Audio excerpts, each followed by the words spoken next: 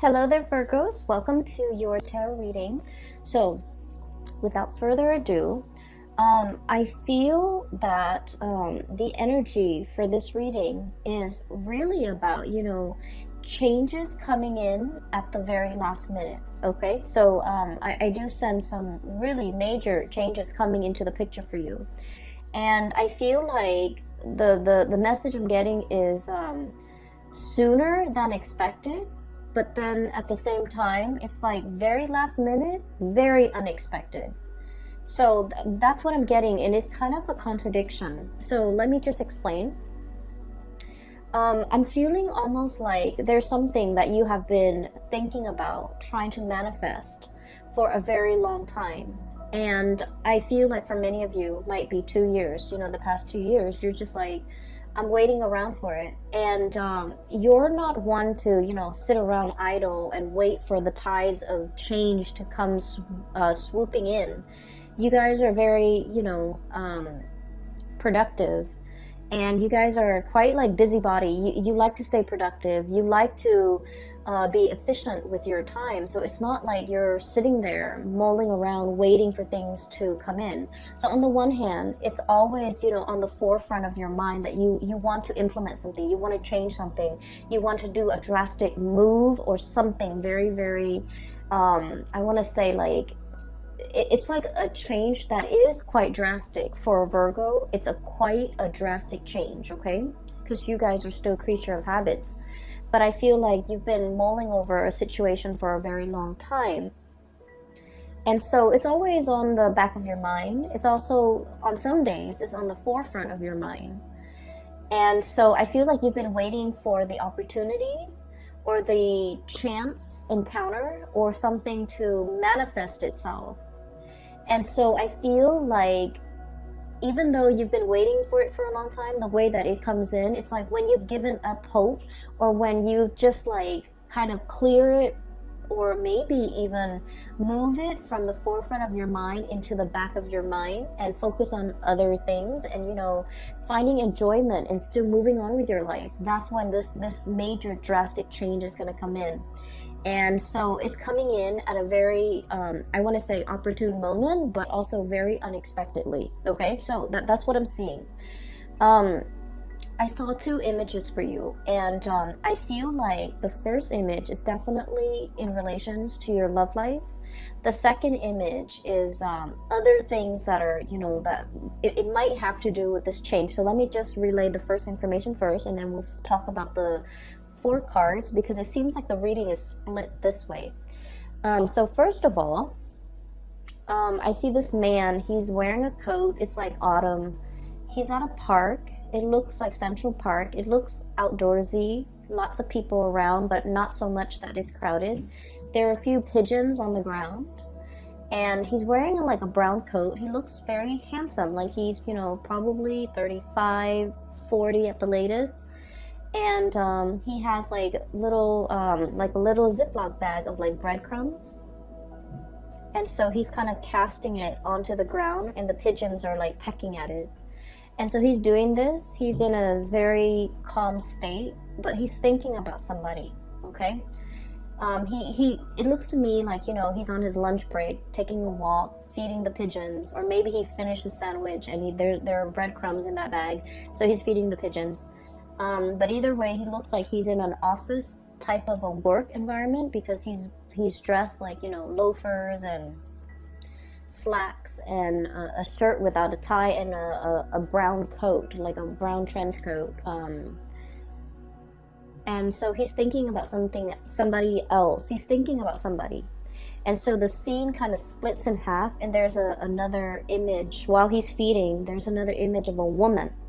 She's really pretty. She has blonde hair, and she has a mole, a very distinct mole on the bottom, I want to say right. Yeah, it would be the bottom right side of her chin.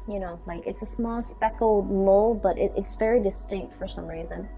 She has like red pinkish lipstick on. She's in the kitchen. She's wearing an apron. She has blonde hair. She's very young, like probably around the same age. She's cooking a pot of soup, So a really big pot of soup. And she's tasting it from a ladle, and she's adding a little bit more seasoning, salt, pepper, whatever it is. And then she turns off the stove, like it's ready, so she turns it off. And she's looking at the stove, then she looks at her living room, and she's alone, you know, in this house, in her space. And she's kind of thinking like, you know, this is such a big pot of soup. I wish that that other person were here to enjoy this food with me. So it seems like there is a situation where the two of you might have been broken up. I do see, you know, the split scene as in two people that miss each other, that long for each other's company, that's heavily thinking about one another. That's like the whole concept about sharing food, cooking for one another, you know, I guess connecting through food. It seems very nurturing. It seems like it might have been a relationship where there's a lot of community, there's a lot of caring, there's a lot of tenderness, there's a lot of like, you know, mutual affection, and you know, it's not like you wouldn't eat and cook for somebody you don't like, right?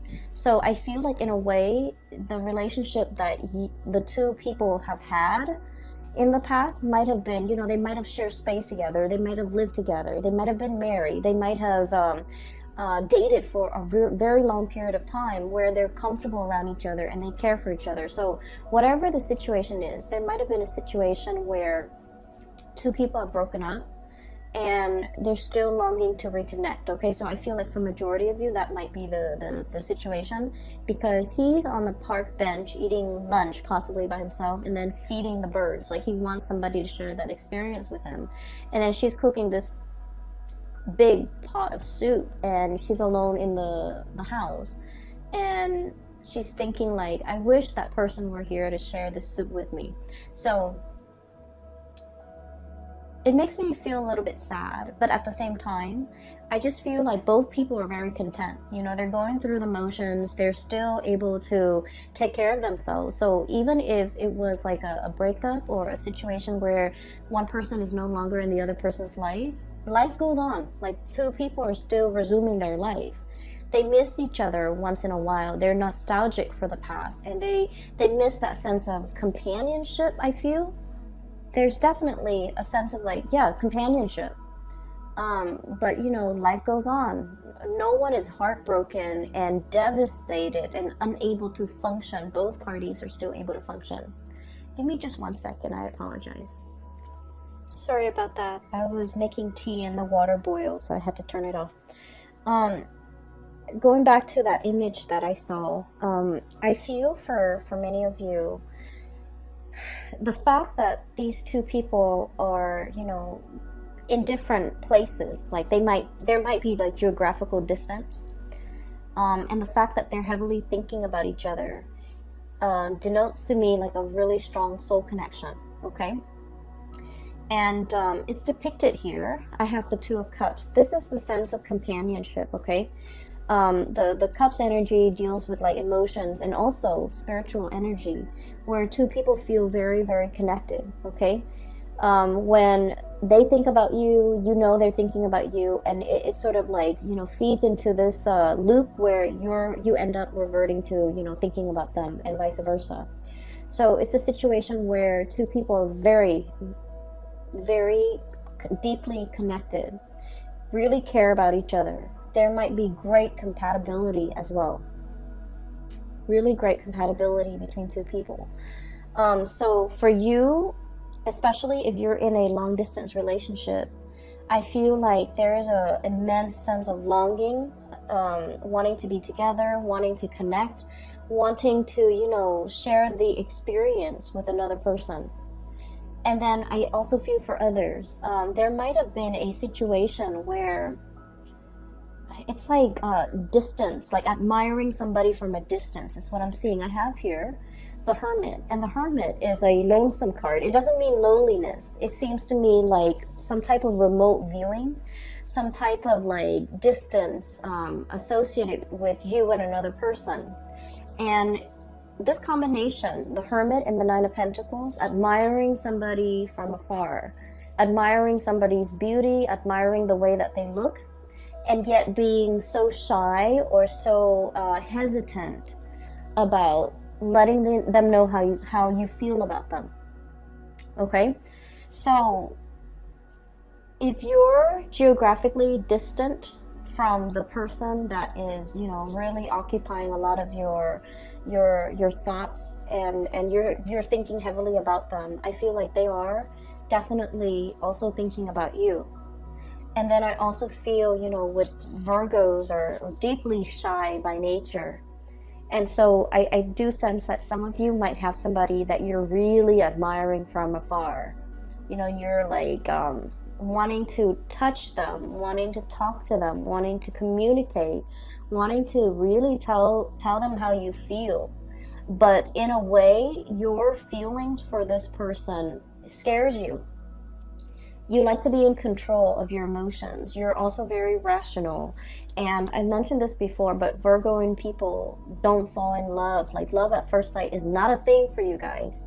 You can date somebody for a very long time, but if you haven't, you know, made up in your mind that you're in love with this person, you might never fall in love with the person. So I feel like, you know, you're very sensible and just like even keel and level-headed when it comes to relationships, when it comes to love, when it comes to emotional expression.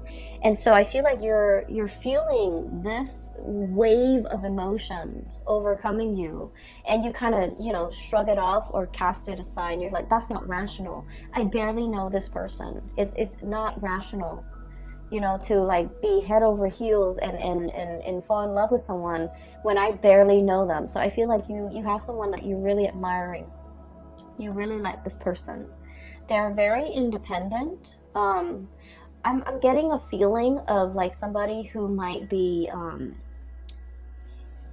let me see, like somebody who's quite exotic, who you know,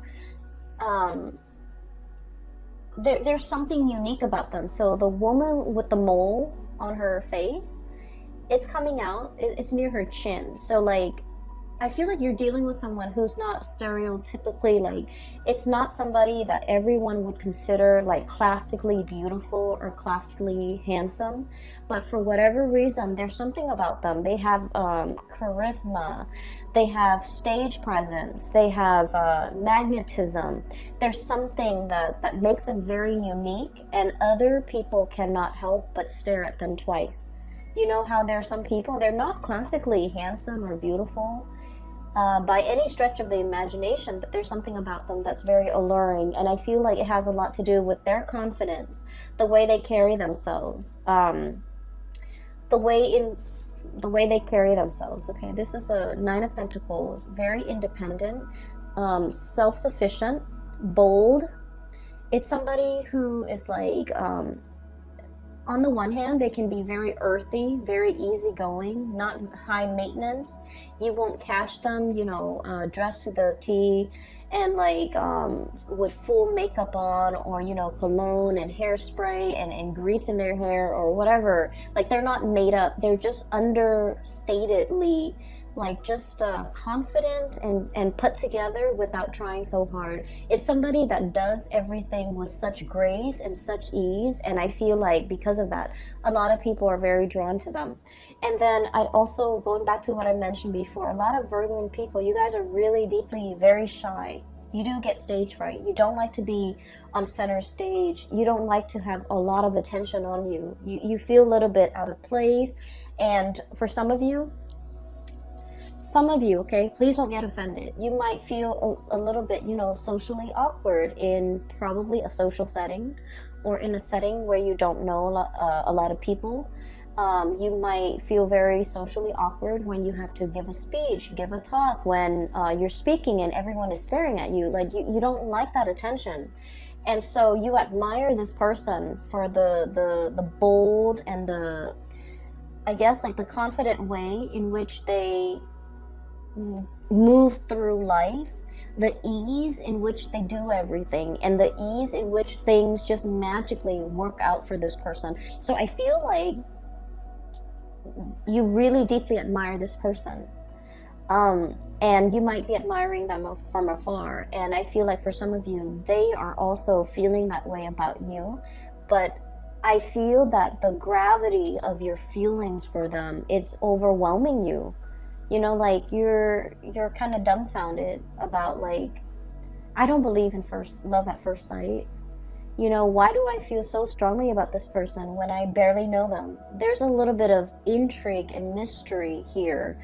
And it's like you might not know a lot about them, they might not know a lot about you. You might see each other casually in passing, and you might feel like, wow, that would be a really good person for me to date or for me to have as a girlfriend or a boyfriend. And I do sense like they have no idea how you feel. And so, you know, trying to make conversation, making small talk.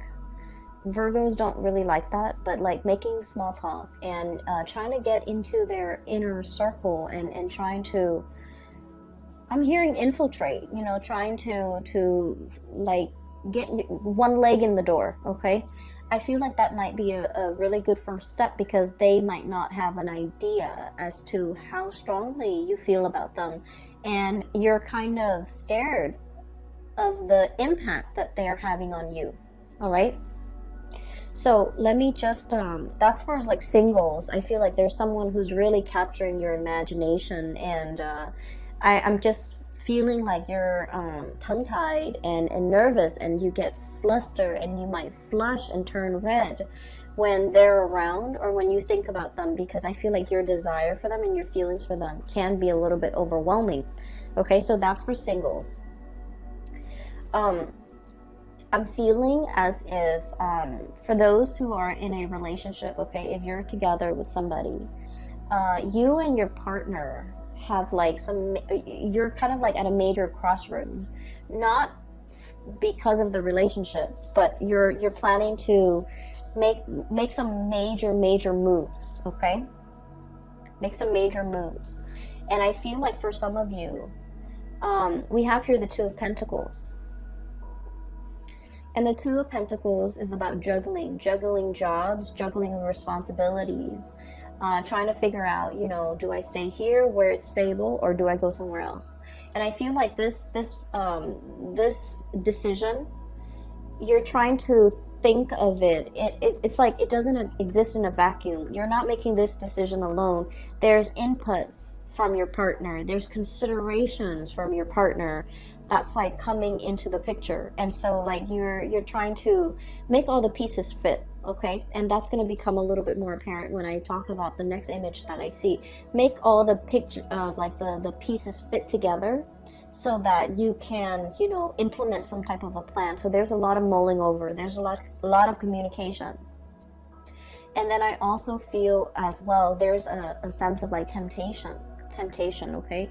You might be in one relationship and you're captivated by another person, okay? I'm seeing a lot of like earth and water. So like another earth sign, Virgo, Taurus, Capricorn, and water sign, Pisces, Cancer, Scorpio. So you might be in a relationship with one of those signs, and then you're like fascinated or interested in another person, okay? And so you're trying to, you know, figure out what course of action to take, what you should do. Do I stay in this relationship or do I jump into another relationship? So I feel like there's a lot of relationship energy, really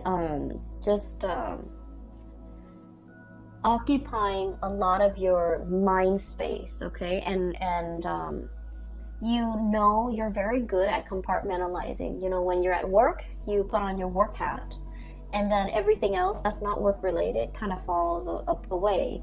And then when the work day is over, you take off that hat and then you go home, and that's when you think about all the other areas of your life. So you're very able to compartmentalize. But I do feel there's relationships,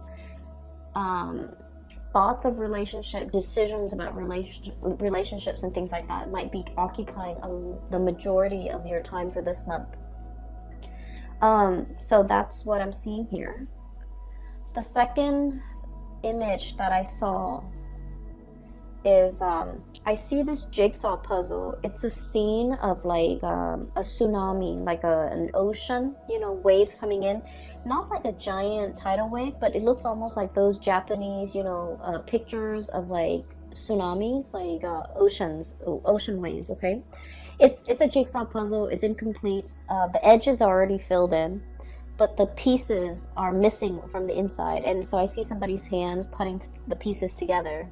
And the person finds this piece, and the color scheme is very, very similar to something that's part of the wave over here. The color scheme is really similar. So you know how when you do jigsaw puzzles, the strategy is do the edges and then, you know, group all the pieces together that have similar color schemes and then go from there, right? So that's the way I feel like a systematic Virgo's mind would work. Like pieces should fit together. And so the hand holds up, and I think it's a guy's hand. It's a man's hand. And he finds this piece and he's like, oh, it's going here. And then he tries to fit it in, rotates it. It doesn't fit. And he's all like, but it has to. The colors are so similar. And so he puts it down and he was like, maybe there's something wrong with the laser that were used to cut the pieces. So he starts, you know, turns his hand into a fist and starts like pounding on it to make sure it fits. But sure enough, it doesn't fit. And so he puts it aside, and you see it in fast motion, where he finds pieces and everything's filled in, and at the very end, there's one piece missing. And then he goes, oh, that piece that I put aside, now it goes here. And then the scene just kind of cuts out. So what I'm seeing here, like I mentioned before, you know, there's a time and a place for everything. And everything works when it's supposed to, and everything falls into place when it's supposed to. If we, you know, try to change that logic and try to fit something where it doesn't belong, and we try to stomp it and pound it in, it's still going to resist. Okay, so I definitely feel like there was something that you thought was really right, like in your hearts of hearts, in your mind, no matter how much you mull it over, you're just like, it's perfect, it has to work, it has to work. And for some reason, it didn't work. For whatever reason that you couldn't even understand. I guess that reason was never shown to you, and even till now, you know, whenever that situation happened in your life, even now, you're still perplexed about it. You're just like, well, it didn't work in the past, you know, and I don't know why it didn't work. What will happen now to make things work? So I feel almost like this, you know, it's like a infinity loop, you know, this things coming back full circle, where you're reminded of a time where you tried something and you were so 100% sure that, well, the colors are similar, the edges are similar, why didn't it fit? And now a similar situation is coming around, and you're just like, what if it doesn't fit this time? What if it flops on me? Right? And so I feel like there's something coming around full circle, okay? And whatever didn't work out before, it's going to work out now, because in the past, you forced it. You pounded it in. And I feel almost like you were so focused heavily on the details, on the I want to say, like, you might have been focused on, I guess, like it's sort of like wanting something so badly and making sure that it fit, even when the physical environment was not right. Does that make sense? And I mean, it got to the point where the man with the jigsaw puzzle, he was like using his fist to kind of like hammer it in, but it didn't fit. And so they're telling you, whatever that situation was, that made you feel like you doubted your intuition, you doubted your judgment because you were so sure whatever it was, it's coming back around. And now you're in a much better space where you're not trying to make things fit, where you're not trying to force things, where you are operating from a place of wisdom and allowing. And that's when the situation is like, it's right, okay? So there's a time and a place for everything. We have to be able to see the big picture in order to understand how the parts all fit together. Does that make sense?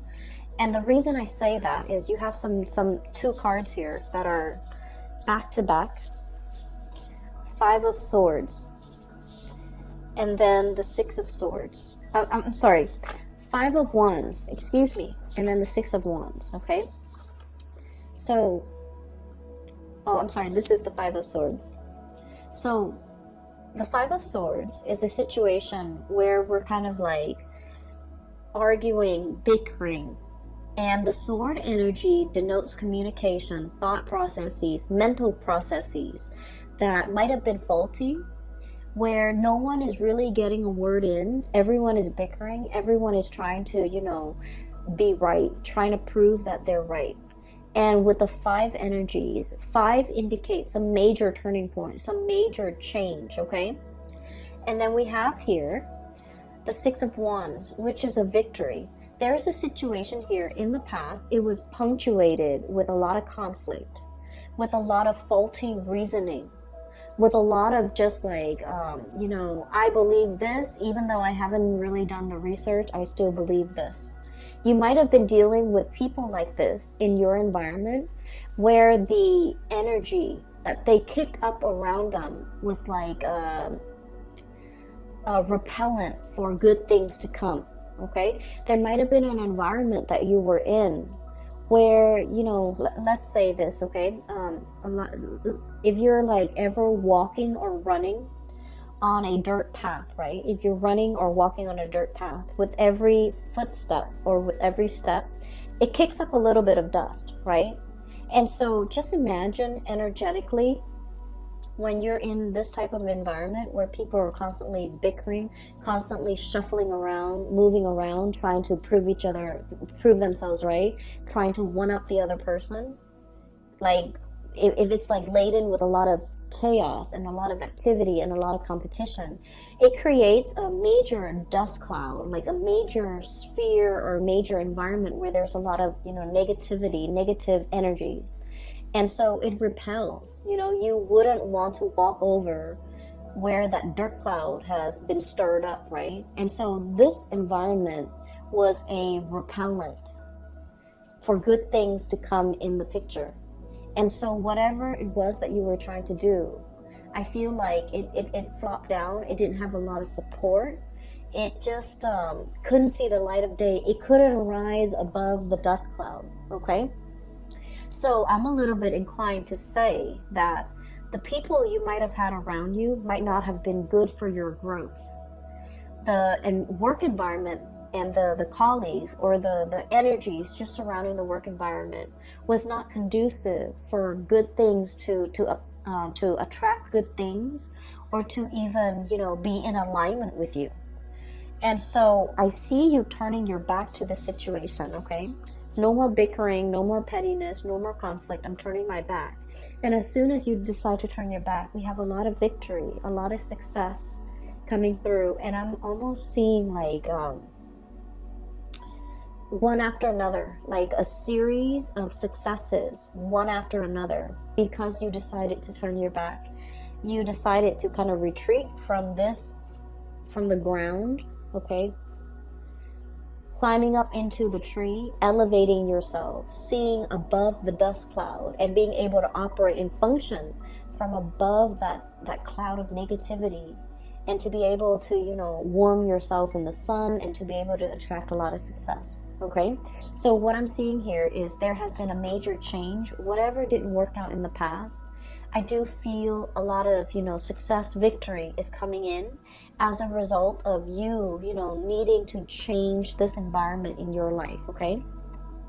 There's some major news associated with it as well. We have here the Page of Swords, and the page energies are snippets and messages coming through And I do feel like resolution, okay, like a being wanting to make a decision but not having all the information, waiting on communication from another source so that you can decide which option to go with. Okay, so I do feel for many of you there's some major swift communication coming through this month in order to splice through that dust cloud and to be able to let things settle, and for you to decide on major changes in your life. Okay, and what I'm seeing as well for many of you, this is like leaving troublesome friendships, colleagues, petty people, I would say. Argumentative, petty people, people who are just like, you know, what's funny is I don't see gossip and slander and things like that. I don't see that in here. I just feel with this Five of Swords, it's like people who constantly want to be right, who have their daily agenda is just wanting to prove themselves right, wanting to show other people how smart they are, and things like that. Okay, so I feel like, you know, you're turning your back away from this.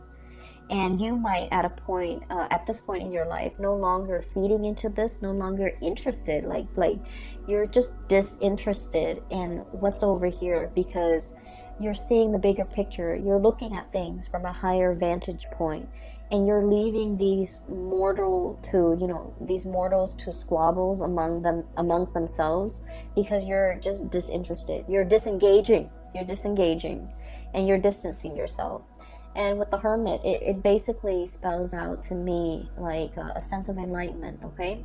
Not being bogged down with the material things that at the end of the day don't really matter, but operating from a higher vantage point, okay? And what I'm also getting, the last 3 cards in this deck, we have the Tower, sweeping waves of change, okay? So that jigsaw puzzle where I saw the tsunami, the theme is very similar to this card here, okay? What I'm feeling here is, I pulled out this card earlier to clarify what the Tower represents. And this card to me is about manifestation, is about, it's almost like, you know, thinking whether or not we have the capabilities and the skills and the know-how and the ability to do something. I feel like whatever that situation was in the past that you failed at, or you felt like, I was so sure, why didn't it work out? It made you doubt yourself. I feel like it humbled you, but in a way, you know, it made you feel like you doubted yourself. It made you feel like you couldn't manifest. It made you doubt your capabilities. And so what's coming through in the process here is you have a lot of skills and a lot of talent. And I feel like this environment here did not give you an opportunity to shine. It did not honor your growth potential. It was not conducive for growth. It was not conducive for you to utilize your full talent, to display all your skills, all your assets, all the, it just like, it stifles your growth almost, okay? And so there is a huge sweeping change coming into the picture. So this is a mermaid here, 5 of Cups, okay? Wondering about something that, like a missed opportunity, okay? Longing for something that's no longer in the picture. But I see this as like a scorched earth, okay? This is a mermaid. And the classical like depiction of a mermaid is it has a body of a fish and a head of a woman, right? This is the opposite. This is a situation where this animal has to adapt to its environment, you know? It's not happy. It still like has a head of a fish. It wants to be in the sea. And yet the body had no choice but to adapt, to grow legs so that it could walk on land, because this environment is very parched. There's no emotional fulfillment. There's no spiritual fulfillment. It's just very parched. And so it's waiting for the rains to come and wash it away and to carry it to sea. And that's what I feel is coming here with the Tower. Sweeping changes, this big tsunami coming in and carrying you back into the sea where you can, you know, resume your form as a mermaid. okay, like the traditional standard mermaid form, face of a woman, body of a fish. And she is now in an environment where there's water, where there's life, where there's emotional fulfillment. And so there's something major here that will be coming through in the month of December. And I do feel like it's going to bring you to an environment where you belong, because wherever you are right here is not meant for you. It's there's no growth potential. There's a lot of dryness, and I'm seeing like, you know, just like it's an environment that's very dry. So for many of you, you might be changing jobs. You might be moving from a really dry, arid environment like the desert to a place that's in the tropics, that's by the sea, that's a lot more, I want to say, like, it's just a lot more conducive for growth, okay? And we're not just talking about like a place that's green and lush and things like that. We're talking about emotional, spiritual growth. We're talking as well career growth. We're talking as well, you know, being in a new environment where you're able to develop to your full potential, where people appreciate all that you have to offer and they don't take you for granted, pretty much, okay? So that's what I'm seeing here. Once again, it's like the change is long coming, but it's gonna swoop in very, very quick. And that's a contradiction, but for whatever reason, I just feel like you've been waiting for it for quite some time, but it's gonna come in very unexpectedly. You're kind of bookended by two major arcana cards here. We have the Hermit, taking time to yourself, being deep in contemplation, and really figuring out, you know, what's the next step in your life. And then once you have that figured out, once you've reached that space of wisdom, that's when the Tower will bring about these changes that you've been wanting for a very long time. All right? So I'm going to leave it at that. I do wish you all the best for the month of December. Once again, I apologize for the delay with this reading. I hope it finds you well still, and I hope it is relevant and applicable and might be helpful for you this month, okay? I will be back next month. I will talk to you later, Virgos. Take care of yourself.